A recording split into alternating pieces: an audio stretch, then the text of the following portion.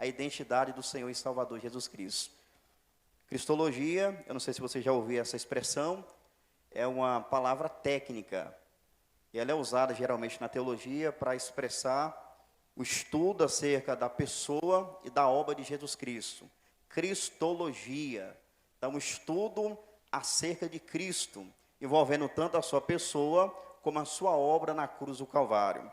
Então, cristologia é uma disciplina que muito nos alegra, porque trata especificamente daquele que é o autor da nossa fé, daquele que é o Cordeiro de Deus que tira o pecado do mundo, daquele que é Rei dos Reis e Senhor dos Senhores, conforme nós lemos no livro do Apocalipse, capítulo 19, versículo 16. A Ele seja a glória, como nós veremos na noite de hoje, que sendo Jesus Cristo Deus, Ele é digno de ser adorado. Eu quero apresentar para vocês um esboço geral dessa série. Não será do estudo de hoje, será apenas da série, mas nós iremos falar sobre tópicos referente ao primeiro ponto que nós veremos aqui. O esboço geral trata de 3 tópicos gerais. Primeiro, Cristo pré-encarnado. Eu vou explicar isso nesse instante. Segundo, Cristo encarnado. Terceiro, Cristo glorificado. Quando a gente fala de Cristo pré-encarnado, que é a nossa pauta de hoje, nós iremos tratar, à luz das Escrituras, quem é Jesus antes dele ter assumido a forma humana. Tem algumas pessoas que não entendem quando a gente fala, por exemplo, encarnação. Geralmente as pessoas confundem com reencarnação. Reencarnação não é bíblico. Reencarnação é uma doutrina espírita e que não tem fundamentação na Sagrada Escritura. Pelo contrário, a Bíblia rechaça. A Bíblia contraria terminantemente essa crença na reencarnação. Então, o que é encarnação? Encarnação é aquela verdade de que Jesus Cristo, sendo Deus, Ele se fez carne, ou seja, Ele tomou a forma humana. Então, quando você lê ali encarnado, é nesse aspecto. Jesus ter tomado a forma humana. João capítulo 1, versículo 14, diz que o verbo se fez carne e habitou entre nós. E vimos a sua glória como a glória do unigênito do Pai, cheio de graça e de verdade. Então, Jesus, que é o verbo, conforme veremos hoje, ele se fez carne, por isso que vem essa expressão aí, encarnou, encarnado. Os irmãos entenderam? Então, não fica nenhuma dúvida em relação a isso não, né? Então, encarnado aqui é o aspecto da humanidade de Cristo. Então, Cristo pré-encarnado, Cristo encarnado e Cristo glorificado. A nossa pauta de hoje é o primeiro tópico, Cristo pré-encarnado, ou seja, Cristo antes de assumir a forma humana. Isso é muito importante. Vamos adiantar e ver o que significa. A cristologia foi mencionada, veremos aqui a importância desse estudo que nós teremos aqui nas quartas-feiras. Será porque o que justifica a importância de nós nos reunirmos aqui durante 4 quartas-feiras para estudar acerca da cristologia? Será que há importância? Será que é algo que vale a pena nós empenharmos nosso tempo, a nossa dedicação, nossa atenção para poder entender, assimilar e compreender de fato essa verdade? Com certeza é muito importante. Nós não iríamos oferecer algo para a igreja que não fosse importante. Inclusive, em relação a Cristo, é de extrema importância e relevância o conhecimento acerca de nosso Senhor e Salvador Jesus Cristo. Mas eu quero apresentar para vocês aqui algumas razões que justificam a importância de estudar a cristologia ou acerca da pessoa e obra de Jesus Cristo. Por que é importante? Porque estamos aqui debruçados nesse tema na noite de hoje. Sabe por que é importante nós estudarmos a cristologia, a doutrina acerca de Cristo? É porque essa verdade acerca de Cristo constitui um dos pilares do cristianismo. Isso mesmo, está posto ali 4 colunas, pilastras, que retratam 4 grandes colunas que sustentam o cristianismo. O cristianismo, irmãos, bíblico, cristão, de acordo com a Sagrada Escritura, é fundamentado em 4 pilares gerais, maiores. Quais são esses pilares? Vou mencionar. Primeiro pilar, criação. Segundo pilar, queda. Terceiro pilar, redenção. Quarto pilar, consumação. Me permite explicar isso. Quando a gente fala acerca desses 4 pilares que sustenta o cristianismo, nós queremos dizer que não existe um cristianismo bíblico verdadeiro se a pessoa negar a verdade da criação, da queda, da redenção e da consumação de todas as coisas. Se uma pessoa diz o seguinte: eu não creio que Deus criou o universo e o ser humano. Na verdade, o universo é fruto, resultado do Big Bang, a grande explosão. Ou alguém pode dizer assim: ora, o ser humano, na verdade, ele é fruto ou subproduto da visão de Charles Darwin, do evolucionismo naturalista.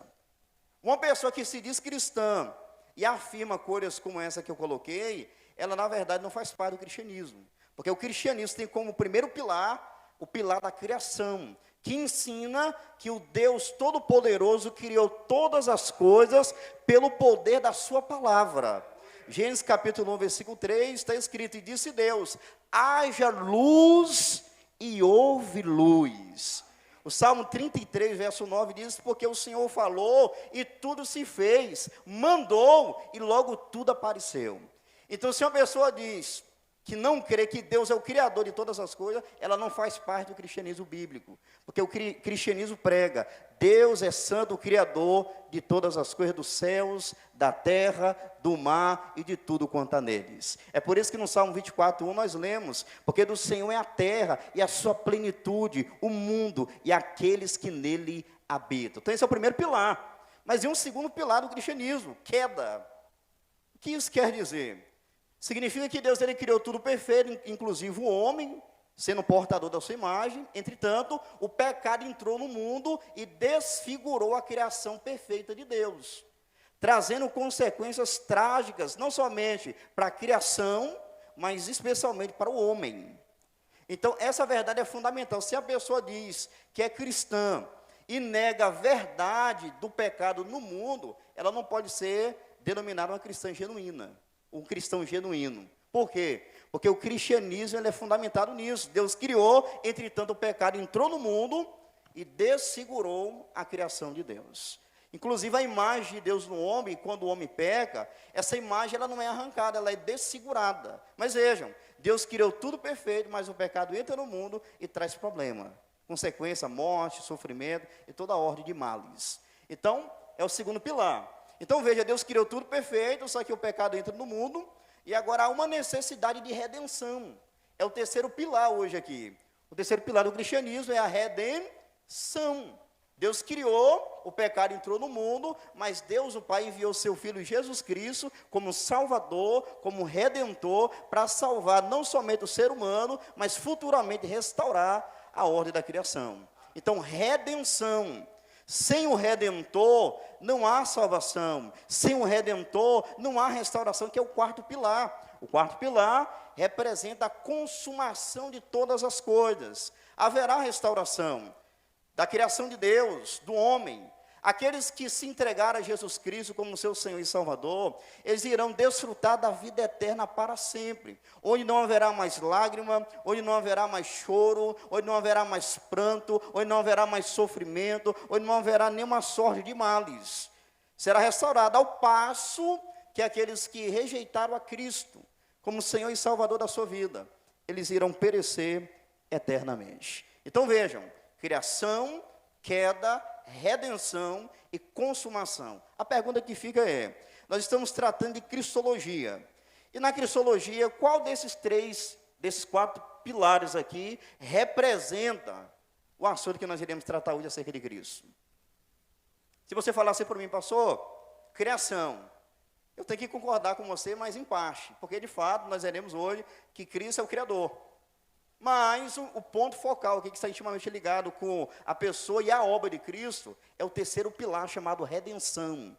Jesus Cristo é o Redentor, o Salvador, aquele que veio ao mundo enviado pelo Pai, em harmonia com a vontade do Pai, e deu-se a si mesmo por preço de redenção. Então, Jesus Cristo é o Redentor. Então, por que é importante a gente estudar sobre a cristologia? Porque a cristologia constitui-se um dos pilares do cristianismo. Não existe cristianismo sem a verdade de que Jesus Cristo é o Redentor e só Ele pode salvar o pecador. A segunda causa que mostra a importância do nosso estudo hoje está ligada à nossa fé. É importante estudar cristologia por causa da nossa fé. Isso mesmo. Uma pessoa que crê em um Jesus errado, ela vai parar em um lugar indesejado. Temos que entender quem é Jesus Cristo, conhecê-lo conforme a sua santa palavra. Eu não sei se vocês já leram, acredito que sim, Mateus 16, do 13 ao 18. Jesus Cristo ele estava percorrendo e chegou na cidade de Filipe. E a palavra do Senhor nos diz que o Senhor Jesus virou-se para os seus discípulos e fez uma pergunta crucial e muito importante. A pergunta foi: o que diz os homens acerca do Filho do Homem, ou seja, acerca de mim?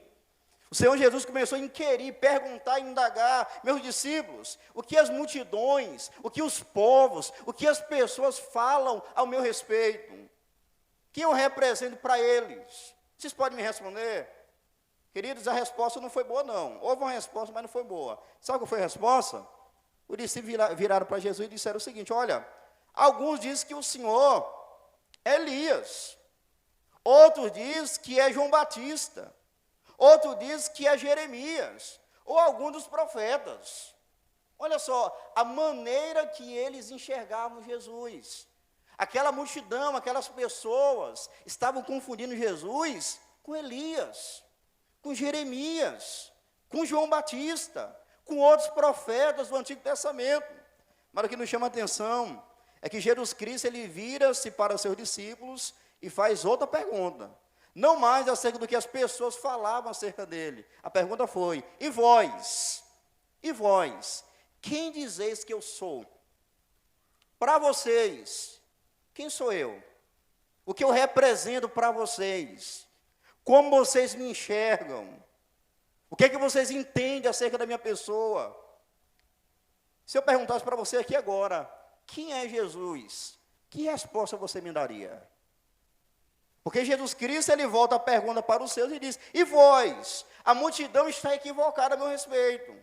A multidão está dizendo que eu sou Elias, está me confundindo com João Batista, com Jeremias, com outros profetas. Mas vocês, que me seguem, que eu chamei, que eu escolhi, o que vocês têm a dizer ao meu respeito? O que você que me ouve agora tem a dizer acerca da identidade de Jesus Cristo? Quem é Jesus para você? Queridos irmãos, infelizmente, assim como naquele momento em que as multidões representadas ali pelo discípulo que responderam a pergunta de Jesus, enxergavam Jesus de forma equivocada, infelizmente, essa maneira de enxergar Jesus continua até hoje. Pessoas que enxergam Jesus Cristo de forma totalmente indevida, inapropriada. As pessoas, por vezes, no nosso contexto atual, no século XXI, elas criam Jesus imaginário na cabeça delas.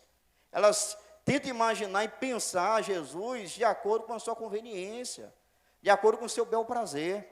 As pessoas criam Jesus na cabeça e não se preocupam em entender quem é Jesus à luz da sua palavra. As pessoas criam, as pessoas imaginam. No judaísmo, por exemplo, parte do judaísmo, porque há várias ramificações, enxerga Jesus simplesmente como um mestre, até um bom mestre que houve na história, que ensinou a lei, mas simplesmente como mestre, um bom mestre. Quando a gente vai para o Espiritismo vai mostrar Jesus Cristo, dizer que Jesus Cristo é um espírito evoluído, um grande espírito evoluído. Quando a gente dá uma analisada na maçonaria, Ezequiel Soares é oportuno quando diz que para a maçonaria Jesus Cristo é simplesmente o fundador de uma religião como outros. Há um outro grupo, vocês conhecem, o islamismo, que enxerga Jesus como sendo um dos 124 mil profetas que Alá enviou à terra. Quando a gente dá uma fuçada nas testemunhas de Jeová, do jeovismo, eles enxergam Jesus como ser criado por Jeová, que foi o criado por Jeová e se tornou mestre de obra da criação. E eles entendem e enxergam Jesus simplesmente como arcanjo Miguel. O neopentecostalismo, que é a nova forma do pentecostalismo, enxerga Jesus simplesmente como um milagreiro. Como alguém que, quando você está precisando de ajuda e de socorro, você clama a Ele, que Ele te socorre. Mas simplesmente Jesus como alguém que pode fazer algo em seu favor. As pessoas têm uma visão equivocada e míope acerca da pessoa de Jesus Cristo. Enxerga Jesus simplesmente como um abençoador, e não como um Senhor que nós devemos obediência. As pessoas têm conceitos errados, equivocados. E isso, meus queridos irmãos, desde os primórdios, desde o primeiro século da era cristã, desde o primeiro século da igreja do Senhor Jesus Cristo, que muitos conceitos e opiniões erradas foram transmitidas acerca de Jesus Cristo. Vocês sabem que a igreja, logo nos primórdios, desde o início, a igreja sofreu muita perseguição. A perseguição externa e a perseguição interna. Na perseguição externa, a igreja era afligida, assolada, oprimida, assolada, mas havia também a perseguição interna, que era pior do que a perseguição externa. Porque na perseguição externa, aqueles que verdadeiramente amavam Jesus Cristo, nasceram de novo, eles não negavam Jesus, eles não abandonavam a sua fé em Jesus, eles preferiam morrer, serem martirizados, do que negar o seu Salvador. Entretanto, a perseguição interna diz respeito às heresias, os ensinamentos errados, e isso minou muito o poder de influência da igreja cristã desde o primeiro século. Pessoas que distorciam a identidade de Jesus Cristo. Quando nós lemos, por exemplo, eu quero até ler com vocês, 2 João 9, eu vou ler esse texto e explicar para vocês o que estava acontecendo, e mostrar para vocês que essa questão da distorção da identidade de Jesus é algo não novo, mas antigo. João escreveu dizendo: todo aquele que prevarica e não persevera na doutrina de Cristo, não tem a Deus. Quem persevera na doutrina de Cristo, esse tem tanto Pai como Filho. É necessário perseverar na doutrina de Cristo, na cristologia. E João é bem enfático ali, que aquele que não persevera na doutrina de Cristo, não tem a Deus. Mas aquele que persevera na doutrina de Cristo, ele tem tanto Pai como Filho. Quando João escreveu essa carta, estava sendo propagado e disseminado heresias acerca da identidade de Jesus Cristo. Grupos como o gnosticismo, o docetismo. Quando nós lemos a carta de Paulo aos Colossenses, nós vamos nos deparar com Paulo escrevendo a carta e combatendo heresias que haviam se filtrado na igreja, heresias que tentavam minar a suficiência e a supremacia de Jesus. Alguns chegavam até a dizer, como o docetismo, que Jesus ele não veio em forma humana. Eles diziam que Jesus, pelo fato de eles serem influenciados pelo dualismo filosófico, que acreditava que o corpo era mau e somente o espírito era bom, eles não conseguiam conceber a ideia de Jesus ter tomado forma humana. E para tentar justificar a crença deles, distorcida, ele dizia que Jesus, na verdade, ele não veio em corpo humano. A aparência dele era de corpo humano, mas na verdade não era. Era como se fosse um fantasma, se fôssemos dizer nas palavras de hoje. Então, tantas heresias combatendo a verdade de quem é Jesus, acerca também da sua obra, da sua identidade. Paulo, ele escreveu a segunda carta aos Coríntios, capítulo de número 11, e ele advertiu a igreja sobre o cuidado de pessoas que pregavam um outro Cristo, e não Cristo verdadeiro. Veja comigo, 2 Coríntios 11, 3 a 5. Peço um voluntário para ler esse texto conosco. 2 Coríntios 11, 3 ao 5. Louvado seja Deus.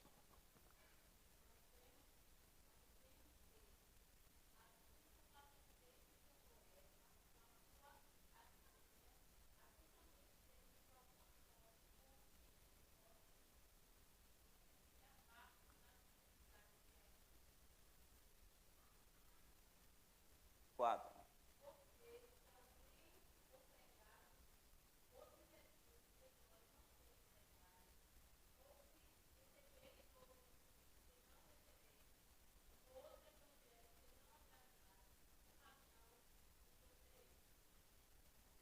Perceba que o 5, pode completar a bênção.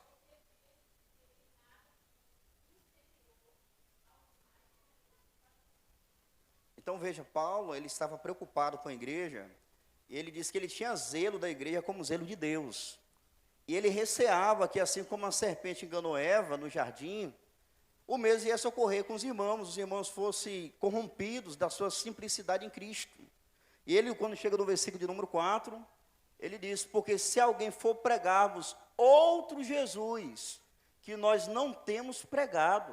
Aí ele começa a descrever. Então, naquela época, as pessoas já estavam pegando a figura, a pessoa de Jesus Cristo, o ensino acerca de Jesus, e distorcendo. E Paulo se preocupa com a igreja, assim como nós devemos hoje nos preocupar com isso. Pessoas que têm conceitos equivocados acerca de Jesus. Então vejam, porque é importante estudar sobre cristologia, por causa da nossa fé. A nossa fé, ela deve estar fundamentada no Cristo bíblico histórico. Nós não podemos criar um Jesus imaginário, nós temos que crer em Jesus conforme nós aprendemos na Santa Escritura. Nós não devemos lucubrar, idealizar, pensar, não. Nós temos que reconhecer quem Ele é à luz da sua palavra. Então, por que estudar sobre Cristologia? Primeiro, porque constitui-se um dos pilares do cristianismo. Segundo, por causa da nossa fé. Mas em terceiro lugar, porque nós precisamos crescer em Cristo. Um dos objetivos dessa série é justamente isso, levar os irmãos, todos nós, a crescermos em Cristo Jesus, a crescermos no conhecimento dEle, a crescermos à semelhança dEle, a crescermos em conformidade com Ele. É um crescimento que nós devemos ter, não somente teórico, mas também teórico. Nós conhecemos pela Bíblia quem é Jesus, e isso vai nos levar a um relacionamento correto com Jesus Cristo. E havendo um conhecimento correto, crescente de Jesus Cristo, a nossa vida vai se assemelhando mais com a dele. E eu quero poder mostrar para vocês isso, porque a Bíblia diz em Mateus 11, 28, bem conhecido, Jesus faz o convite da graça: vinde a mim, todos que estáis cansados e oprimidos, e eu vos aliviarei. Mas no versículo 29 ele diz: tomai sobre vós o meu jugo, e aprendei de mim, que sou manso e humilde de coração, e encontrareis descanso para vossas almas. Jesus quer que nós venhamos aprender dele, com ele. Ele quer que nós venhamos ser seus discípulos, comprometido com o seu ensino, comprometido com a sua vontade, comprometido de imitar o mestre, assim como Paulo chegou a escrever a sua primeira carta aos Coríntios, capítulo 11, versículo 1, sede, pois, meus imitadores, como também eu sou de Cristo. Nós devemos conhecer Jesus, nós precisamos crescer nesse conhecimento de Jesus, nós precisamos imitar a Jesus Cristo. 2 Pedro 3,18, nós lemos assim, olha o que Pedro escreveu, 2 Pedro 3,18, texto bem conhecido, 3,18.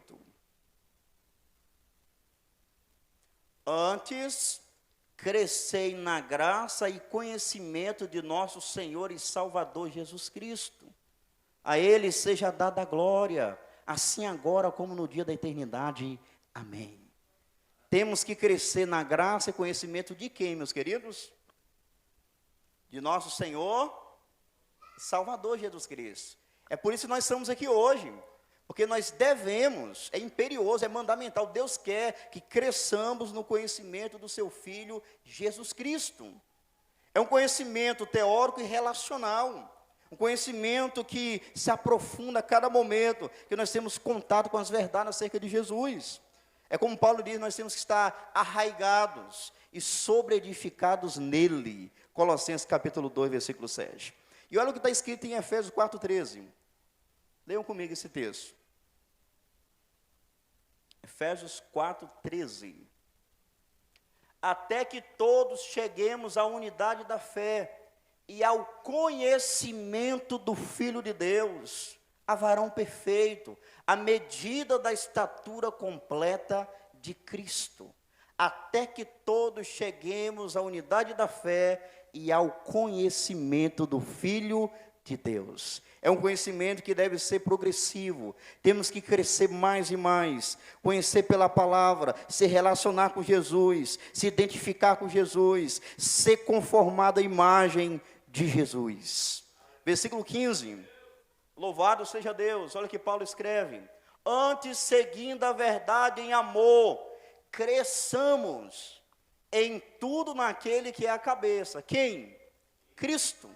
Nós devemos crescer em tudo naquele que é a cabeça, Cristo. Nós temos que crescer espiritualmente, nós temos que avançar na fé. É por isso que a Bíblia, meus irmãos, vai dizer em Colossenses 2,6, como, pois, recebeste o Senhor Jesus Cristo, assim também andai nele. E é como o João vai dizer na sua primeira carta, capítulo 2, 1 João 2,6, aquele que diz que está nele, em Jesus, também deve andar como ele andou. Então nós estamos aqui para crescermos no conhecimento de Jesus, para conhecê-lo mais e sermos forjados à sua imagem. Romanos 8, 29, o apóstolo Paulo escreve, mostrando qual o propósito pelo qual Deus predestinou os crentes. E olha o que ele escreveu. Romanos 8, 29. Porque os que dantes conheceu, também os predestinou. Para quê? Para serem conformes à imagem de seu Filho, a fim de que ele seja o primogênito entre muitos irmãos. Paulo especifica claramente o propósito pelo qual Deus predestinou a igreja. É para ser conforme à imagem do seu Filho. Então nós temos que crescer, meus irmãos, e sermos conformados à semelhança de Cristo. É cada dia que passarmos aqui, nós temos que olhar, se Jesus estivesse no meu lugar, o que ele faria? E você procurar fazer o que Jesus quer que você faça. É você entender como ele quer que você entenda. É você viver como ele quer que você viva. E você vai sendo conformado à imagem do Senhor Jesus Cristo. Então, queridos, estamos aqui com essa terceira razão, finalidade. É crescermos no conhecimento do Senhor e Salvador Jesus Cristo. Hebreus 12, versículo 2 diz, olhando para Jesus, autor e consumador da fé, o qual pelo gozo que lhe estava proposto, suportou a cruz, desprezando a afronta, e assentou-se à destra do trono de Deus. Olhemos para Jesus, cresçamos em Jesus, estejamos arraigados em Jesus, venhamos ser conformados a Jesus Cristo. Se você olhar para a sua vida hoje, você consegue perceber um progresso espiritual nesse sentido? Você tem se assemelhado com Cristo de acordo com que você tem caminhado na vida cristã? Esse é o nosso foco, queridos. É ter Jesus como nosso Senhor, nosso Salvador, mas também o nosso modelo e o nosso alvo. Temos que crescer à semelhança de Jesus Cristo. Então, tudo que a gente ouve da palavra, orientações, é para nos levar a uma vida que se assemelhe à vida de Jesus Cristo. Essa é a terceira razão que justifica a nossa estada aqui nessa noite. Quarto lugar, temos que estudar Cristologia por causa da nossa missão evangelística. Isso mesmo. Nós veremos aqui ano que vem, em janeiro, mês que vem, uma série também pequena acerca da missão da igreja, e nós iremos falar também da missão da igreja em relação ao mundo. A igreja focaliza o mundo para poder evangelizá-lo, pregar a palavra, pregar o evangelho. E temos, meus irmãos, que fazer essa missão com caráter de urgência. É uma ordem de Jesus. Mateus 28, 19, Jesus disse, portanto, ide, ensinai todas as nações, batizando-as em nome do Pai, e do Filho, e do Espírito Santo. É uma ordem dada por Cristo à sua igreja. A sua igreja deve fazer discípulos, e ela faz isso através da pregação da palavra, e também batizando em nome do Pai, do Filho e do Espírito Santo. Agora a pergunta que fica é o seguinte, como nós teremos condições de anunciar a salvação em Cristo, se nós não conhecemos quem é Jesus? Como você pode falar de alguém com propriedade se você desconhecer? A Bíblia diz que como as pessoas irão crer se elas não ouviram? E como nós iremos pregar se nós não tivermos o conhecimento apropriado de Jesus Cristo? Se nós temos que pregar acerca de Cristo, urge a necessidade de nós nos prepararmos e conhecê-lo mais e mais. A Bíblia diz que Filipe era um diácono, um dos 7 diáconos que foram instituídos pela igreja em Atos 6. Ele se tornou evangelista, ele pregava a palavra e pregava Cristo. E olha só que nós lemos em Atos capítulo 8, versículo 5, a respeito da mensagem que Filipe pregava para os samaritanos.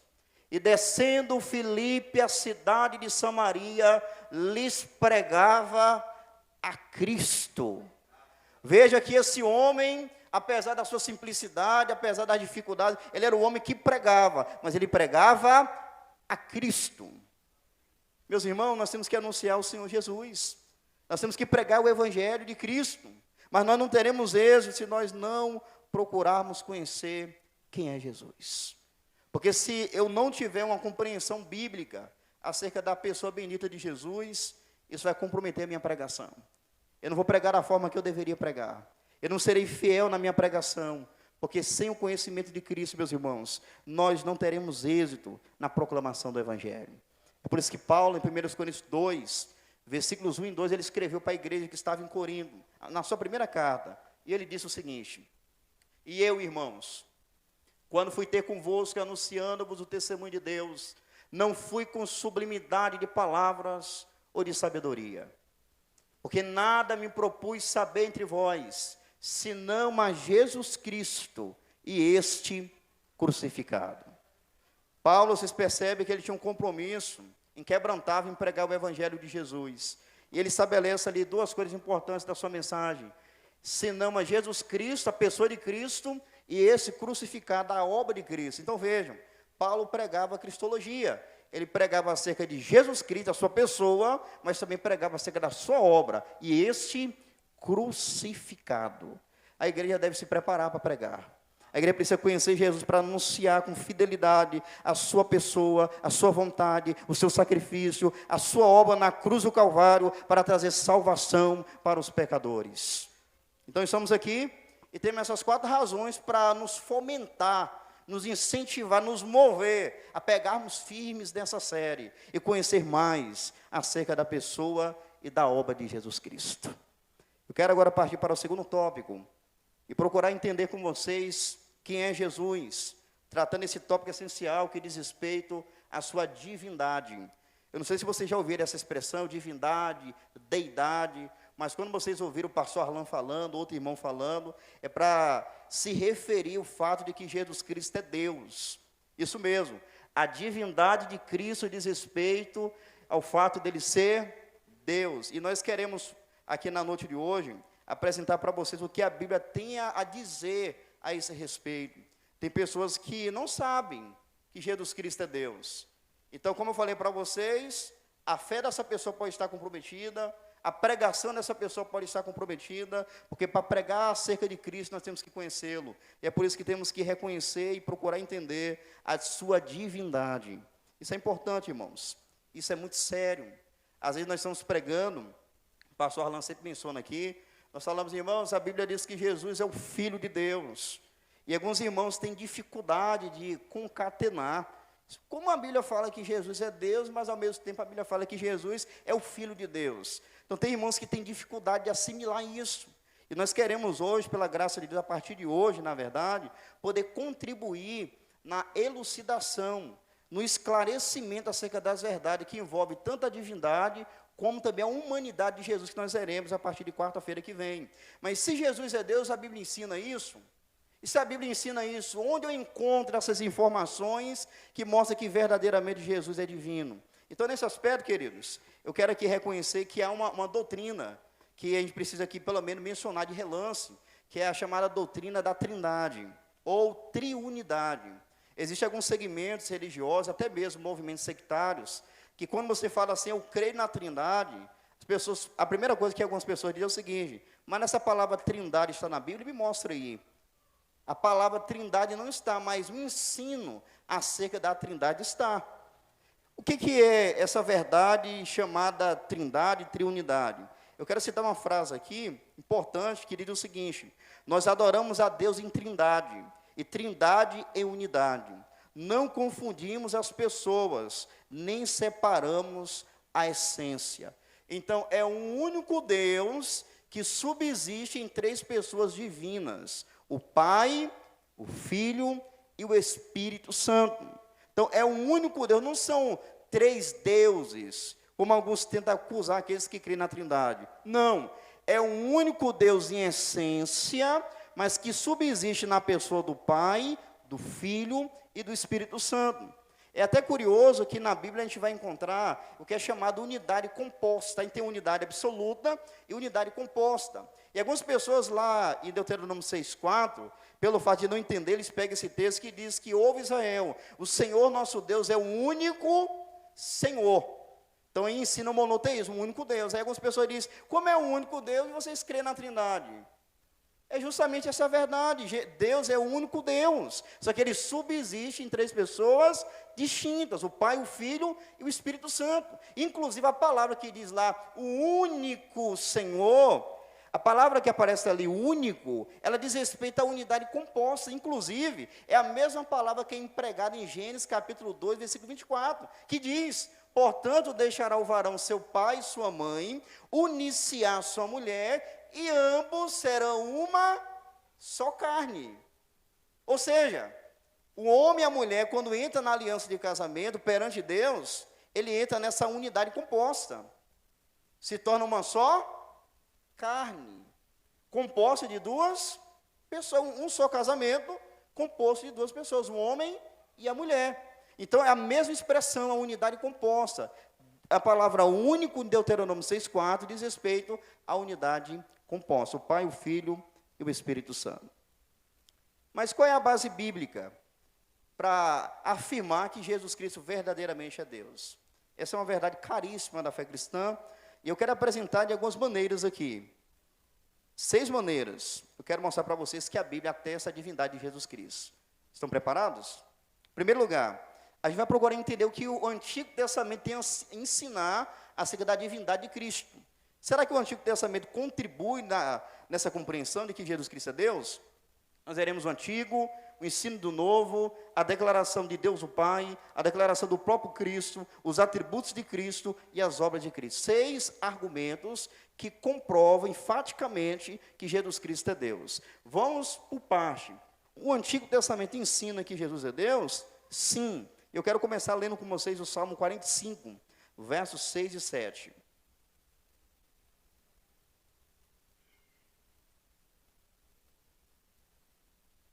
Salmo 45, 6 e 7.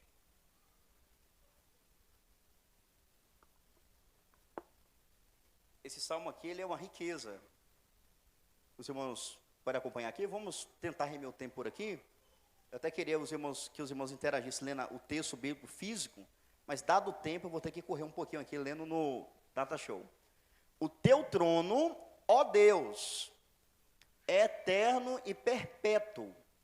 O cetro do teu reino é um cetro de equidade. Tu amas a justiça e aborreces a impiedade. Por isso, Deus, o teu Deus, te ungiu com óleo de alegria, mais do que a teus companheiros. Esse texto aqui, eu não vou explorar ele muito, porque lá na frente vocês vão perceber que o escritor aos Hebreus vai citar esse texto aqui e vai mostrar para nós com clareza que diz respeito a Cristo. Então você percebe ali, vamos voltar só o verso de número 6, ó, o teu trono, ó Deus. Então alguém está se dirigindo a quem ali? A Deus. Aí olha o versículo 7. Tu amas a justiça, aborreces a impiedade, por isso Deus, o teu Deus, ou seja, Deus dizendo para Deus. Eu vou explicar melhor nesse instante aqui com base no texto de Hebreus. Mas esse texto aqui está falando acerca de Cristo, e Cristo é declarado como sendo Deus. E ele ali, conforme o verso 6, diz o que lá? Cetro do teu rei, o cetro do teu reino é um cetro de equidade. E diz mais, o teu trono, ó Deus, é eterno e perpétuo. Então esse é um texto que mostra que Jesus Cristo é Deus, mas vai ficar mais claro um pouco mais adiante, ok? Livro do profeta Isaías 7,14, bem conhecido. Obrigado, meu sobrinho.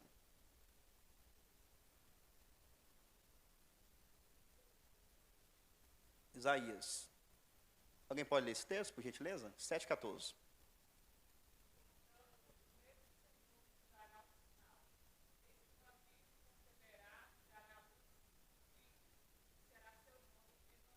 Olha só, a profecia, muito importante.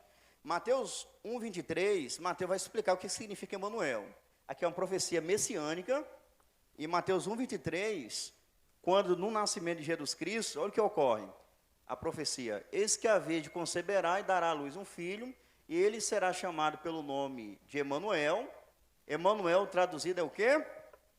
Deus conosco. Jesus Cristo é Deus conosco. Isaías 9,6, uma outra profecia messiânica. Eu vou fazer questão de ler com vocês, poderia ir já explicando, citando, mas para os irmãos verificar textualmente acerca da divindade de Jesus. Porque às vezes a gente ouve e fala, não, o pastor falou. Mas o nosso foco aqui não é somente o pastor falar, é vocês verificar na Escritura, para vocês terem convicção do que a Bíblia diz. Os irmãos entenderam? Isaías 9,6, porque um menino nos nasceu, um filho se nos deu, e o principado está sobre os seus ombros, e o seu nome será Maravilhoso Conselheiro, Deus Forte, Pai da Eternidade, Príncipe da Paz. Então, que filho é esse que nos foi dado? É uma referência a Cristo, é uma profecia messiânica. E ali tem algumas menções ali de como ele seria chamado maravilhoso conselheiro e Deus forte. Jesus Cristo é Deus forte. E além dele ser Deus forte, ele é Pai da eternidade. Agora que curioso, eternidade tem começo, gente? Tem meio? Tem fim? Tem não. E Jesus não somente ele é eterno, mas ele é o Pai da eternidade. Então, a Bíblia, o Antigo Testamento, corrobora a divindade do Senhor Jesus. Mas há mais um texto que eu quero ler com vocês, Miqueias 5:2. Até acerca da cidade que Jesus nasceria, Deus usou o profeta Miqueias para poder dizer. Miqueias 5:2. Vamos lá? E tu, Belém, Efrata, poço que pequena entre milhares de Judá, de ti me sairá o que será Senhor em Israel, e cujas origens são desde os tempos antigos, desde os dias da eternidade. A cidade que Jesus nasceria, Belém da Judéia. E o texto diz aí acerca das origens de Cristo, desde os tempos antigos, desde os dias da eternidade, retratando a eternidade de Jesus. Jesus é eterno. Sendo assim, ele não foi um ser criado, não. Jesus Cristo é desde os dias da eternidade. Então, o Antigo Testamento afirma e declara a divindade de Jesus. Vamos agora partir para o Novo Testamento. Será que o Novo Testamento ia nos ensinar acerca da divindade de Jesus? Será que nós temos alguns textos, esclarecimento acerca do assunto? Vamos lá. João capítulo 1, versículo 1. Eu vou pedir um voluntário para ler esse texto em alto e bom som, por gentileza.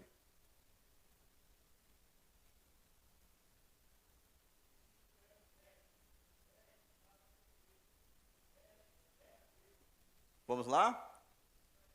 A gente que interpreta a Bíblia, que estuda a Bíblia, precisa entender algumas coisinhas com paciência e cuidado. Eu vou perguntar para vocês. Esse verbo aí se refere a quem? No princípio era o verbo estava com Deus, e o verbo era Deus. Jesus? Como é que a gente sabe isso? Que o verbo nesse texto aí se refere a Jesus Cristo. Maravilha, esse 14, o contexto, digamos assim. Vamos dar uma verificada no versículo 14, só descer um pouquinho, só para os irmãos já começar a pegar a prática de ler a Bíblia dentro do contexto, tá bom? E o verbo se fez carne. Quem se fez carne? Quem tomou a forma humana? Foi Deus o Pai, Deus o Filho ou Deus o Espírito Santo? Deus o Filho. E ele ali é descrito como um verbo, se fez carne e habitou entre nós. Então lá em João capítulo 1, versículo 1, o verbo se refere ao próprio Cristo. E vamos voltar então lá e verificar. No princípio era o verbo, e o verbo estava com Deus, e o verbo... Meus irmãos, a gente precisa de mais algum texto para poder descansar na verdade que Jesus é Deus? A gente precisa, para falar assim, não, eu preciso de mais confirmação. Claro, o verbo é Deus, e ele é Deus com o Pai, e com o Espírito Santo. Então aqui está claro, mas vamos andar um pouquinho mais, para que os irmãos venham ganhar compreensão convicta, propriedade daquilo que você crê. João capítulo 20, versículo 28. Eu vou contar com outro voluntário para ler em alto e bom som. 20, 28, por favor.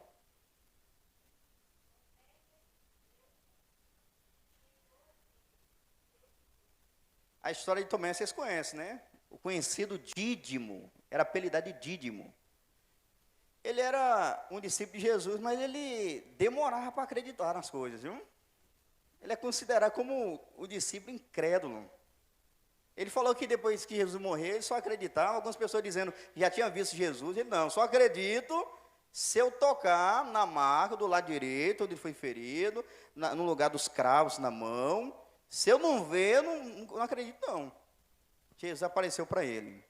Falou, Tomé, você não queria verificar? Toma aqui minha mão. Aí ele ficou constrangido. E qual foi a reação de Tomé diante de Jesus Cristo, ressuscitado? Tomé respondeu e disse-lhe, Senhor meu e Deus meu. Louvado seja Deus por isso.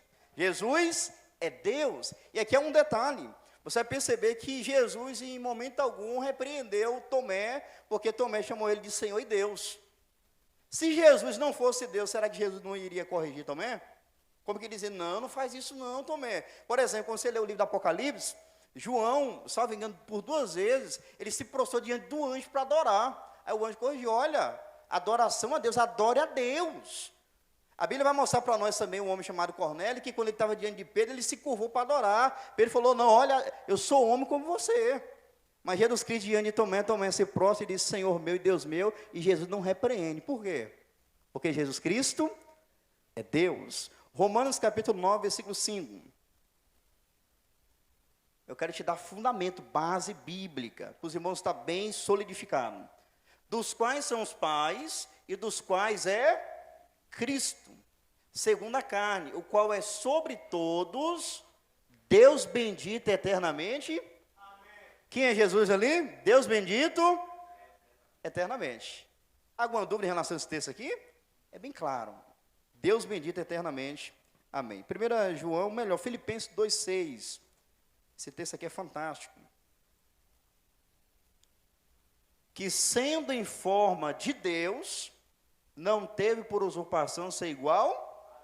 Essa expressão ali, que sendo em forma de Deus, irmãos, diz respeito à mesma essência de Deus. Mostrando que Jesus Cristo, verdadeiramente, é Deus. 1 João 5,20. Louvado seja Deus, irmão, tem que se alegrar. A Bíblia ensina isso enfaticamente, queridos. Tem pessoas que têm dúvida, mas a Bíblia está nos ensinando. Vamos lá, 1 João 5,20. E sabemos que já o Filho de Deus é vindo, e nos deu entendimento para conhecermos o que é verdadeiro. E no que é verdadeiro estamos, isto é, em seu Filho Jesus Cristo. Este é o verdadeiro Deus e a vida eterna. Alguma dúvida aí acerca da divindade de Jesus? A Bíblia ensina, tem muitos textos aqui, mas dado o tempo a gente não vai poder percorrer. Então vejam, o Antigo Testamento ensina que Jesus é Deus, o Novo Testamento ensina que Jesus é Deus, só que agora eu quero ler um texto no Novo Testamento, onde Deus, o Pai, declara acerca do Filho, que o Filho é Deus. Hebreus, capítulo 1, versículo 8. Vamos lá? Os irmãos pegam firma aí, manda o sono embora, tá bom? Hebreus 1, 8. Leia com atenção juntamente comigo. Mas do Filho diz, ou seja, a respeito do Filho diz. Se você voltar alguns versículos, você vai perceber que é Deus o Pai falando. Mas do Filho diz, ó Deus, o teu trono subsiste pelo século dos séculos. Cetro de equidade é o cetro do teu reino. Eu faço questão de voltar, irmãos. Penso numa pessoa que gosta de explicar as coisas claras. Sou eu. Vamos voltar um pouquinho. Só para a gente ter a plena certeza que é Deus o Pai falando acerca de Deus o Filho. Vamos lá? Deixa eu ver aqui. Versículo 6 está bom, acho. E quando outra vez introduz no mundo o primogênito, diz, e todos os anjos de Deus o adorem. Outra verdade aí, Jesus é adorado. Versículo 7. E quanto aos anjos, diz, o que Deus o Pai tem a dizer acerca dos anjos? O que de seus anjos faz ventos e de seus ministros labareda de fogo. É isso que Deus Pai tem a falar acerca dos anjos. Mas acerca do Filho, versículo 8. Mas, porém, do Filho diz, dos anjos ele falou tal coisa, ele é espírito ministradores, labareda de fogo. Só que do Filho diz, ó Deus, o teu trono subsiste pelo século dos séculos. Cetro de equidade é o cetro do teu reino. Amém, queridos? A declaração do próprio Pai acerca do Filho. Você é Deus. Veja bem. Quando o texto diz ali, cetro de equidade é o cetro do teu reino. Vocês se lembram de alguma coisa? Se lembrar de alguma coisa? Alguém lembrou aí? O Salmo 45, 6 e 7, que eu li lá atrás e falei, irmão, lá na frente vocês vão ver como é que vai ficar claro. Olha aí o texto aí. Jesus Cristo é Deus, e o próprio Pai reconhece isso e declara. Vamos lá. Quarto lugar, o próprio Jesus, ele tinha consciência da sua divindade. Eu quero ler alguns textos com vocês. João capítulo 5, 17 e 18, bem como o versículo 23. Um outro voluntário poderia ler? Jesus lhe respondeu, meu Pai trabalha até 18. Para que todos honrem o filho como honra o pai. E quem não honra o filho, não honrará o pai que o enviou. Olha só, você percebe que no versículo 23, a mesma honra que é destinada ao pai deve ser destinada ao filho. Isso aqui faltou o versículo 18, salvo engano, não foi? Versículo 18, vamos voltar no 18? Então no 17, Jesus Cristo falou que ele trabalhava até agora como um pai também. Mas olha o 18. Por isso, pois os judeus ainda mais procuravam matá-lo, porque não só quebrantava o sábado, mas também dizia que Deus era seu próprio pai, fazendo-se igual a Deus. Olha só, os judeus, quando viu Jesus Cristo falando aquelas palavras que o pai trabalha até agora, e eu também, os judeus entendiam, Jesus Cristo, você sabe que ele veio como judeu, certo? Então, a linguagem era muito comum. Então, quando Jesus Cristo estava falando aquilo, na verdade, Jesus Cristo estava afirmando que ele era Deus. Os judeus, tomando conhecimento, procuravam matá-lo, porque não só quebrantava o sábado ao ver deles, mas também dizia que Deus era seu próprio pai. Então, quando Jesus Cristo falava que meu pai trabalha até agora, qual é a representação disso? A gente vai ver nessa questão do Filho de Deus, se der tempo, né? Já deu 8h30. Mas olha só, Jesus Cristo falou que é meu pai, e olha o que isso representava para os judeus. Que Deus era seu próprio pai, fazendo-se igual a Deus. Então, o fato de Jesus arrogar a questão de Deus é o meu pai, não era simplesmente igual as pessoas pensam, já tem um pai, tem um filho, como se tivesse um pai biológico, um filho biológico. Não. Chamar Deus de pai, no caso de Jesus aqui, era se igualar ao próprio pai. Então, fazendo-se igual a Deus. João capítulo de número 8, 58. Esse texto aqui retrata a eternidade de Jesus e a sua pré-existência. Disse-lhes Jesus, em verdade vos digo, que antes que Abraão existisse, eu sou. Olha que maravilha. Eu sou antes que Abraão existisse. Eu sou antes de Abraão, porque Jesus está indicando aqui a sua eternidade, usando uma expressão própria que o Pai, quando havia se revelado a Moisés na sarça ardente, eu sou o que sou. Jesus é o eu sou. Ele é Deus. João capítulo 10, versículo 30 a 33. Me acompanhe. Eu e o Pai somos... Que declaração fantástica do próprio Cristo. Eu e o Pai somos um. Os judeus pegaram, então, outra vez em pedras para o apedrejarem. Você falou o quê? Pegaram pedra querendo matar Jesus. Versículo 33, 32, né? Respondeu-lhe Jesus, tenho-vos mostrado muitas obras boas, procedentes de meu Pai. Por qual dessas obras me apedrejais? Os judeus responderam, dizendo-lhe, não te apedrejamos por alguma obra boa, mas pela blasfêmia, porque sendo tu homem, te fazes Deus a ti mesmo.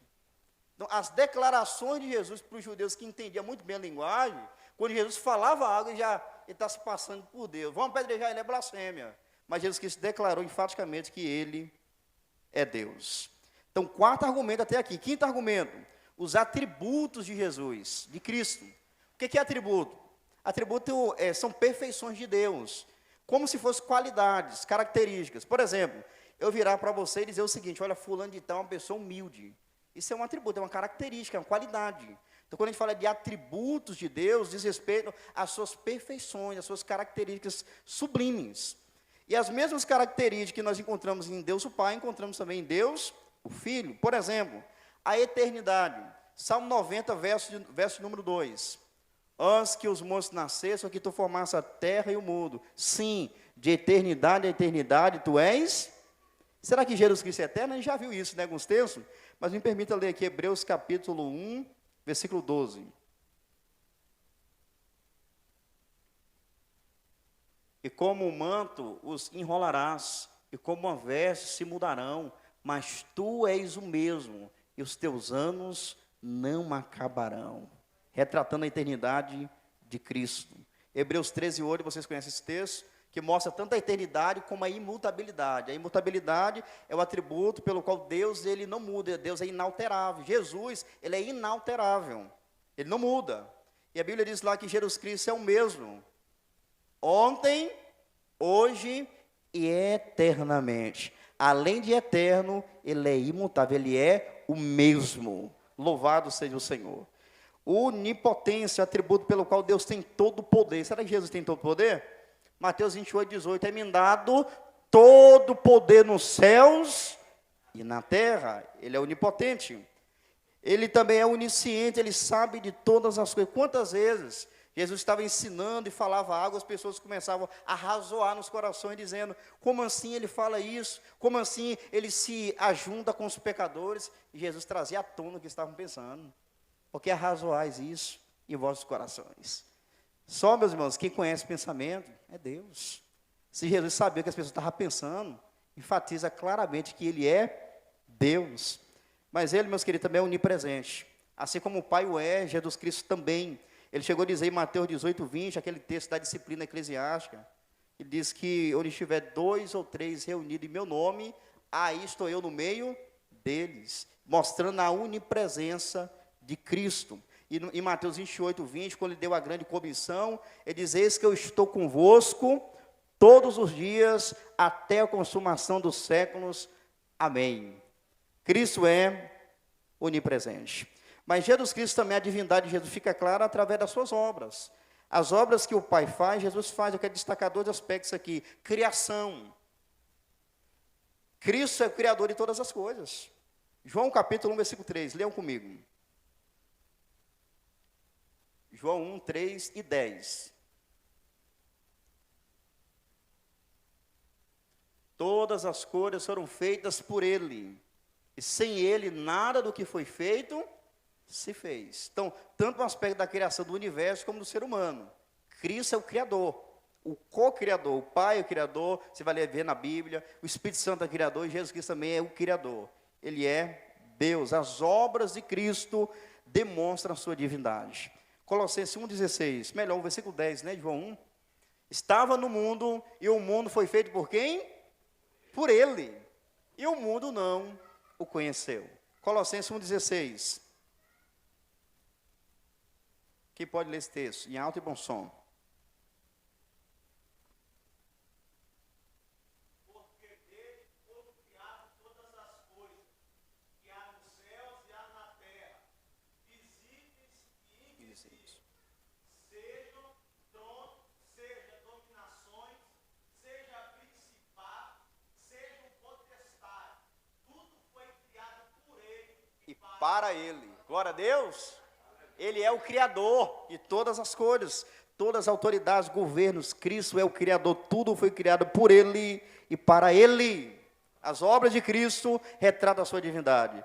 Mas não somente na criação, também na providência. O que é providência? Providência é a verdade que Deus, Ele cuida da criação, irmãos. Deus não somente criou, Ele cuida, Ele preserva, Ele sustenta, Ele alimenta, Ele provê. E Cristo é providente. Cristo é o provedor. Em Colossenses 1,17, que nós cantamos aqui hoje, diz o seguinte: e Ele é antes de todas as coisas, Ele é eterno, e todas as coisas subsistem por Ele. Tudo subsiste por Cristo. Então, além de Criador, Ele é o provedor, Ele sustenta, Hebreus capítulo 1, versículo 3, Ele sustenta todas as coisas pelo poder da sua palavra. Nos alegramos, irmãos, porque Jesus Cristo, Ele é verdadeiramente Deus. Mas me permita aqui explicar algumas coisinhas. Eu queria falar sobre as profecias acerca de Cristo, do Antigo Testamento. Vamos dar uma olhada pelo menos no slide, tá bom? Eu coloquei ali, ficou um pouquinho bagunçado, embaralhado. É tanta profecia, meus irmãos, do Antigo Testamento em relação a Jesus, que a gente não teria condição de nem mencionar aqui. Muitas mesmo. Eu coloquei ali algumas ali só representativa. Por exemplo, a semente da mulher, Gênesis 3,15. O cumprimento, Gálatas 4,4. Semente de Abraão, Gênesis 2,3. Cumprimento, Mateus 1,1, Gálatas 3,18 e 16. O profeta, Deuteronômio 18,15 e 18 a 19. Cumprimento, João 6,14, 7,40, Atos 3,22 a 23. Lá no Antigo Testamento é interessante que havia uma profecia acerca de que Cristo seria traído pelo seu amigo. Davi foi traído pelo seu amigo, e a vida de Davi, ele compôs o Salmo, e o Salmo foi messiânico, que apontava também para Jesus. Assim como Davi foi traído, Jesus foi traído por Judas Iscariotes. Principal pedra angular, Salmo 118, 22 a 23, cumprimento. Mateus 21, 42, Lucas 20, 17. Então, a Escritura revelando acerca desse Deus glorioso, que ele viria em forma humana, como nós veremos mais adiante na semana que vem. Mas por hoje, vamos caminhar aqui para o fim. Eu quero falar rapidamente sobre os títulos de Cristo, para que não venha parar dúvida. Uma vez que Jesus é Deus, por que ele é chamado Filho de Deus? Uma vez que Jesus é Deus, porque ele é chamado Filho do Homem. Uma vez que Jesus é Deus, porque ele é chamado Filho de Davi. Vamos lá? Vamos entender isso aí? A primeira coisa que eu queria lembrar a vocês é o seguinte, isso aqui é um princípio de interpretação. Nós já fomos altamente convencidos pela Bíblia que Jesus Cristo é Deus. Parou alguma dúvida aí no coração dos irmãos? A gente viu tantos textos que corroboram que Jesus é Deus, verdade? Então, quando você se deparar com a declaração Filho de Deus, você não pode pensar, parece que é uma contradição. Se ele é Deus, como é que ele é Filho de Deus? Não. Mas também você não pode pensar o seguinte, então Jesus, na verdade, não é Deus, ele é Filho. Não, você já viu claramente que Jesus é Deus. Então, você já tem verdade o suficiente para te nortear, compreender isso. Mas o que significa, afinal, Filho de Deus? Jesus como Filho de Deus. Eu vou ler aqui. Filho de Deus, filho, pode significar descendente de, ou da mesma ordem de. Por exemplo, no Antigo Testamento, a gente pode ler lá em 1 Reis 20, 35, que fala sobre os filhos dos profetas. E quando a gente lê esse texto, filho dos profetas, não está se referindo à descendência dos profetas, como que fossem os filhos deles, biológicos. Não. Quando o texto lá fala filho dos profetas, é uma referência a profetas como aqueles. Não era descendente de, mas da mesma ordem de. Ou seja, eram profetas também. Então, os filhos dos profetas. Não era para se referir aos filhos biológicos, mas pessoas que eram profetas também da mesma ordem de profetas. Há um outro exemplo em relação aos cantores, Neemias 12, 28. E fala lá, filhos dos cantores, não para se referir a descendente dos cantores, mas pessoas que faziam parte da mesma ordem de cantores, ou seja, cantores também. No caso de Jesus Cristo, quando a Bíblia fala que Jesus Cristo é o Filho de Deus, é justamente para retratar não que ele é descendente de, mas é da mesma ordem de, ou seja, ele é Deus também. Os irmãos conseguiram entender? Então, é uma verdade salutar, uma verdade fundamental. Ele é coeterno, consubstancial com o Pai e com o Espírito Santo. Ele é coigual. Os irmãos entenderam aí? Então, quando você lê um texto, Filho de Deus, isso aqui está falando como se Jesus não fosse Deus, mas filho dele. Não, é da mesma ordem de. Ele é Deus também. Os irmãos entenderam direitinho? Vamos lá. Filho do homem. Filho do homem aparece mais de 80 vezes nos evangelhos. E é interessante que você vai fazer um paralelo entre Ezequiel e Daniel. E Ezequiel, por vezes, ele é chamado filho do homem. Vocês se lembram? Filho do homem. Aí ele põe de pé e eu falarei contigo. E geralmente, quando a gente olha para Ezequiel, o ponto é da humanidade dele, do profeta. A sua humanidade era homem, limitado, inclusive. Só que em Daniel 7, 13 e 14, Daniel teve um sonho, uma visão, na verdade.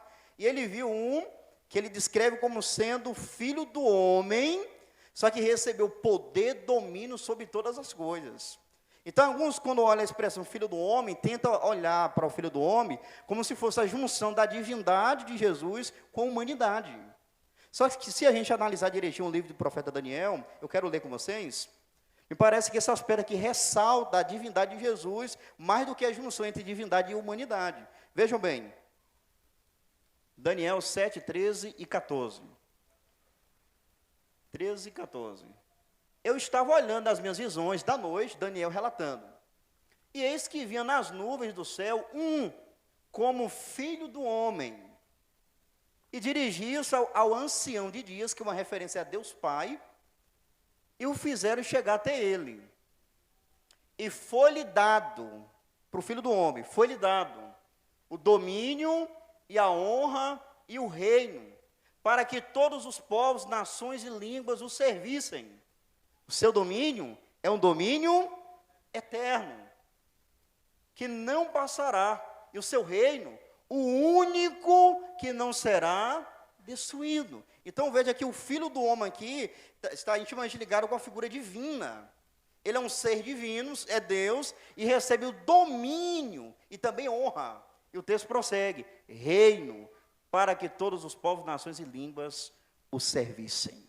Então, a aplicação que é feita nos evangelhos, provavelmente indica esse aspecto da visão do profeta Daniel, enfatizando a divindade de Cristo.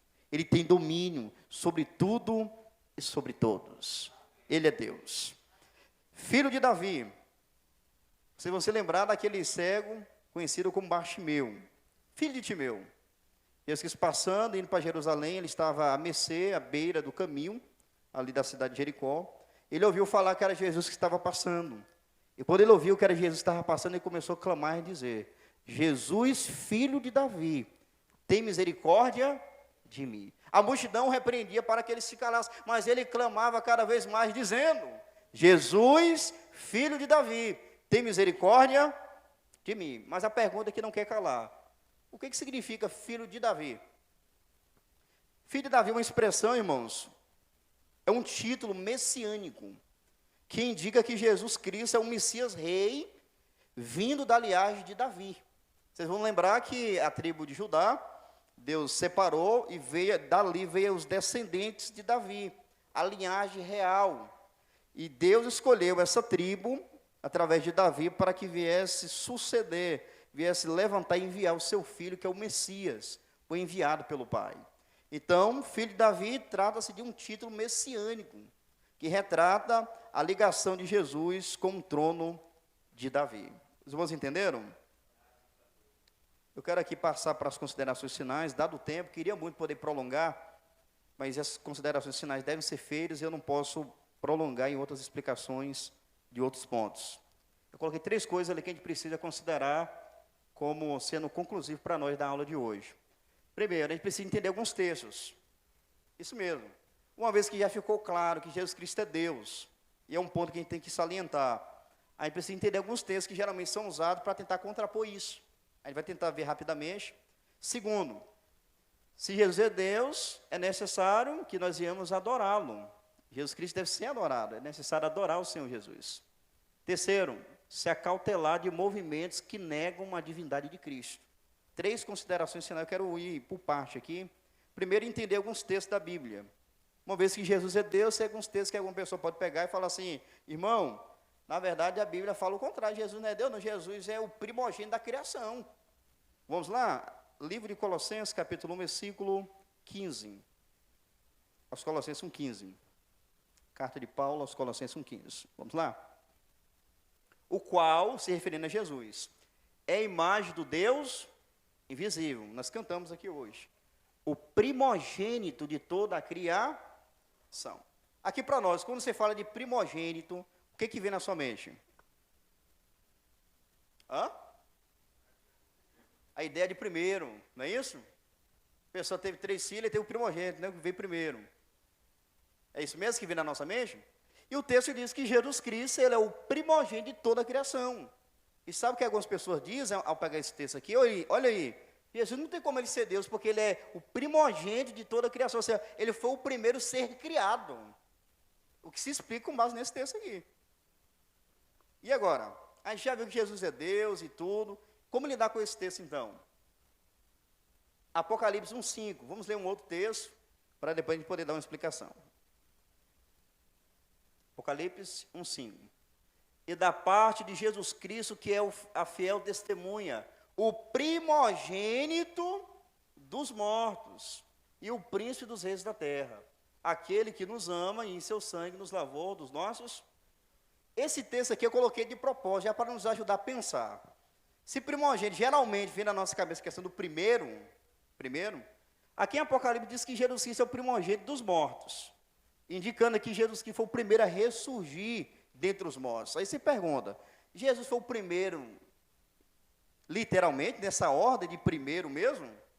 Jesus foi o primeiro a ressuscitar, queridos? No Antigo Testamento não tinha pessoas que ressuscitaram? Jesus mesmo ressuscitou quantas pessoas? Algumas, não foi? Lázaro, o filho da viúva de Naim, lembraram? A filha de Jairo. Então não tem como a gente pegar primogênito e já falar, ok, então aqui é o primeiro em ordem. Não, porque Jesus Cristo é o primogênito dos mortos. Embora que a ênfase que João está colocando aqui é que Jesus Cristo, ele foi aquele que ressurgiu dentre os mortos e não voltou a morrer. Os outros todos morreram. Mas o que significa, afinal, primogênito da criação, o texto de Colossenses 1, versículo 15? Queridos, primogênito pode tanto se referir a essa ideia de primeiro, de uma ordem, mas o foco de Colossenses não está ligado a essa ordem do primeiro dentre muitos, não. O foco é preeminência, supremacia. É por isso que a gente cantou aqui, não foi, Colossenses? Deus, o Pai, deu para ele toda a supremacia, esse sentido. A palavra primogênito vem de protótokos, no grego, e traz essa ideia de preeminência, e não necessariamente nessa questão linear. Alguém vem primeiro, depois vem o outro. Não. Eu quero dar um exemplo para você do Antigo Testamento, que a palavra primogênito, ela não se limita a essa questão do primeiro, uma ordem de nascimento. Por exemplo, Davi, ele era o primogênito dentre os irmãos? Davi era o qual? Era o último, digamos hoje o caçula. Só que olha como é que Deus falou acerca dele em Salmo 89, verso 27. Salmo 89, 27. Também por isso lhe darei o lugar de quê? De primogênito. Falo-ei mais elevado do que os reis da terra. Qual é o ponto aqui que Deus estava colocando ele como primogênito? Supremacia. Eu vou te elevar, vem até a expressão. Falo-ei mais elevado. O ponto aqui é de exaltação, de honra, de preeminência, de supremacia. Então, Colossenses 1,15, que diz que Cristo, ele é o primogênito de toda a criação, não é que ele foi o primeiro a ser criado, como as testemunhas de Jeová ensina. Não. Ele é aquele que tem a preeminência sobre toda a criação. Por quê? Porque ele é o criador dela. Versículo 16, vamos lá? Colossenses 1,16. Lê mais uma vez. Porque nele foram criadas todas as coisas que há nos céus e na terra, visíveis e invisíveis, sejam tronos, sejam dominações, sejam principados, sejam potestades, tudo foi criado por ele e para ele. Por isso que ele tem a preeminência, porque ele é o criador de todas as coisas. Os irmãos entenderam? Pronto, então a gente entender a Bíblia dentro do contexto, mas fica tudo resolvido. Mas surge um outro texto que a gente precisa entender. João 14, 28. Vamos rapidamente nele. Ouvistes o que eu vos disse, vou e venho para vós. Se me amasseis, certamente exultaríeis por ter dito, vou para o Pai, porque o Pai é maior do que eu. E aí? Jesus Cristo está reconhecendo que o Pai é maior do que ele. Como assim ele é Deus também? Você está falando que o Pai é maior do que ele, então ele é menor. Vamos tentar resolver isso? A gente já viu claramente que Jesus é Deus, você não pode parar de dúvida aqui na nossa mente. A questão é o seguinte, o mais que a gente tem que ficar é o seguinte, o que significa isso? Esse texto, porque eu já vi claramente que Jesus é Deus. Então, a única coisa que eu tenho que pensar no máximo é eu tenho que entender esse texto. Ele não está falando que o Pai é maior no sentido de ser superior a ele, porque ele é Deus, com o Pai e com o Espírito Santo. Então, o que significa isso, pastor? A pergunta, né, para mim? Irmão, isso aqui é algo fantástico. Você se lembra que o verbo se fez carne? Veja que é João que escreveu, tem que entender o contexto geral. João 14, mas lá no capítulo 1, no prólogo, a gente viu João apresentando Jesus, o verbo, e no versículo 14 o verbo se fez carne. E pelo fato de ele ter se feito carne, tomado a forma humana, Jesus Cristo, na sua humanidade, Jesus Cristo se humilhou. Sim ou não? Humilhação. Ele, sendo Deus, ele assumiu a forma humana. E lá em Filipenses 2, diz que ele desceu, em Efésios, diz que ele desceu às partes mais baixas da terra. E Filipenses diz que ele esvaziou a si mesmo, humilhação. Eu queria fazer uma pergunta aqui para vocês. Em relação à questão dos anjos, a Bíblia vai dizer o seguinte, que o ser humano foi feito um pouco menor do que os anjos, sim ou não? Está lá no Salmo de número 8. E lá em Hebreus capítulo 12, eu vou ler com vocês, isso vai ficar bem claro. A Bíblia diz que Jesus vai passar por tudo aquilo que o salmista falou. ele foi feito menor do que os anjos. Vamos lá?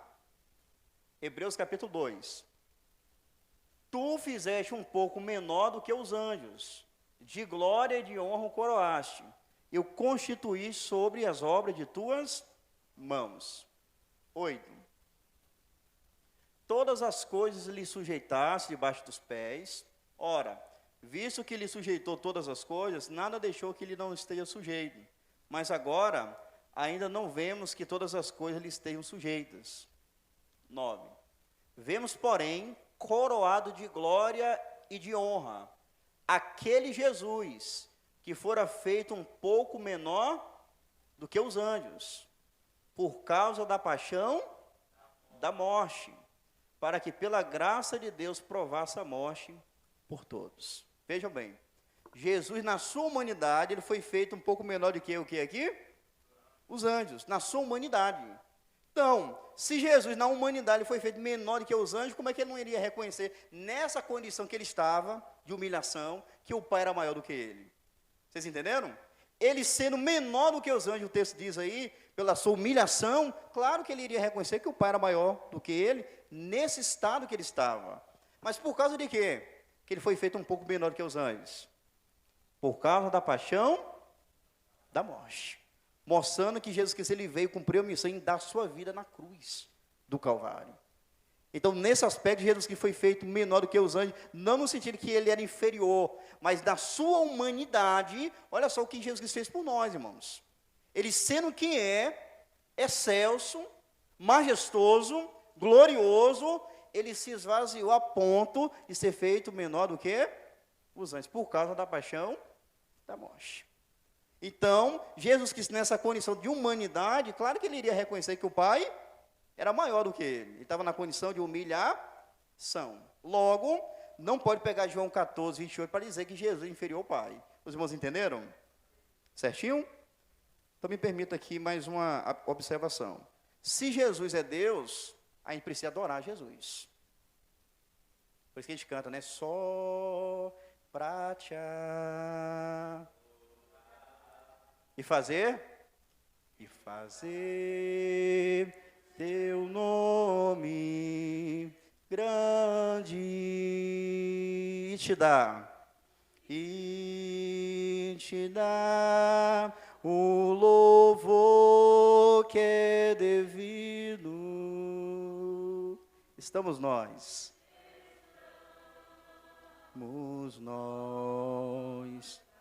Glória a Deus. Sabe por que a gente pode fazer isso? Porque Jesus Cristo é Deus.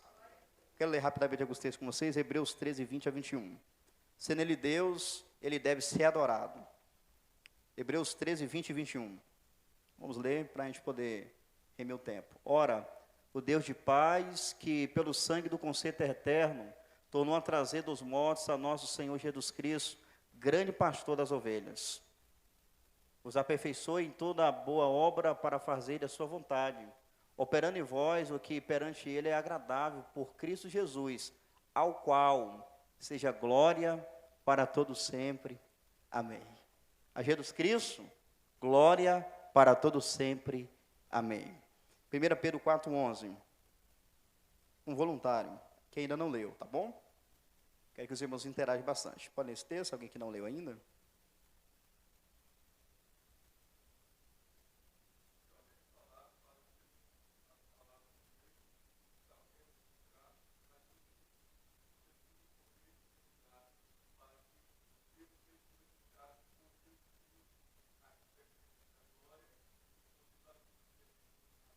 A quem pertence o quê? A glória e o poder para todo sempre é a Cristo. Apocalipse capítulo 5, versículos 9 e 10. E cantava um novo cântico dizendo: digno és de tomar o livro e de abrir os seus selos, porque foste morto, e com teu sangue compraste para Deus homens de toda tribo, e língua, e povo, e nação. E para o nosso Deus os fizeste reis e sacerdotes, e eles reinarão sobre a terra. Vocês percebem que lá eles cantavam um cântico novo para quem? Versículo 9. Cantavam um novo cântico dizendo: digno és de tomar o livro, de abrir os seus selos. Eles estavam cantando a quem? A Jesus Cristo. Mateus, João, capítulo 9, versículo 35 ao 38. Aquele cego de nascença que Jesus curou. Após a cura, ele foi expulso pelos judeus, e Jesus foi ao encontro dele como um bom pastor. E olha o que aconteceu, o diálogo que Jesus travou com aquele homem. Jesus ouviu que o tinham expulsado. Encontrando-o, disse-lhe: crês tu no Filho de Deus? Jesus perguntou para o homem que ele havia curado. Ele respondeu e disse: quem é ele, Senhor, para que nele creia? E Jesus lhe disse: tu já o tens visto, e é aquele que fala contigo. Ele disse: creio, Senhor, e o adorou. Aleluia, louvado seja Deus. Jesus Cristo deve ser adorado. Mateus 28, 17. Após a ressurreição, os discípulos reagiram. Alguns ficaram um tanto duvidosos, mas olha a primeira expressão do texto. E quando viram, fizeram o quê? O adoraram. Quero dizer para vocês que uma vez que Jesus é Deus, nós devemos a Ele a adoração. Para finalizar, eu quero dar uma palavra de advertência para os irmãos. Tenham cuidado com seitas e movimentos sectários que negam a divindade de Jesus. Pessoas que batem na sua porta, toque, como o pastor Arlan sempre fala, para tentar desvirtuar você da verdade sagrada de que Jesus Cristo é Deus. Foque em Jesus, cresça em Jesus, ame Jesus, viva para Jesus, cresça em Jesus Cristo. Que Deus nos abençoe. Amém.